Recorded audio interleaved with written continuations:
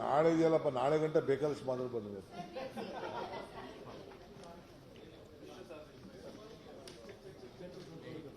ನಮ್ಮ ಬೆಂಗಳೂರಿನ RCB, ಕರ್ನಾಟಕದ RCB ನಾಳೆ ಗುಜರಾತ್ನಲ್ಲಿ ಗೆಲ್ತದೆ ಅನ್ನೋ ಆತ್ಮವಿಶ್ವಾಸ ಇದೆ.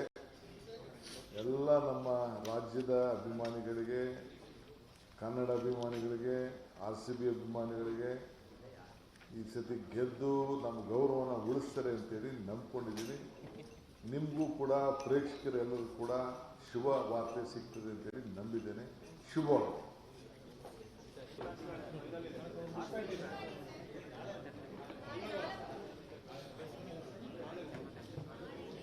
ನಾಳೆ ಇದೆಯಲ್ಲಪ್ಪ, ನಾಳೆ ಗಂಟೆ ಬೇಕಾದಷ್ಟು ಮಾತಾಡಿ ಬಂದಿದೆ.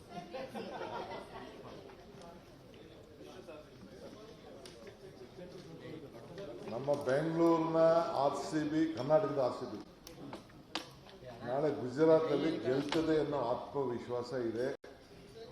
ಎಲ್ಲ ನಮ್ಮ ರಾಜ್ಯದ ಅಭಿಮಾನಿಗಳಿಗೆ, ಕನ್ನಡ ಅಭಿಮಾನಿಗಳಿಗೆ, RCB ಅಭಿಮಾನಿಗಳಿಗೆ ಈ ಸತಿ ಗೆದ್ದು ನಮ್ಮ ಗೌರವನ ಉಳಿಸ್ತಾರೆ ಅಂತೇಳಿ ನಂಬ್ಕೊಂಡಿದ್ದೀನಿ.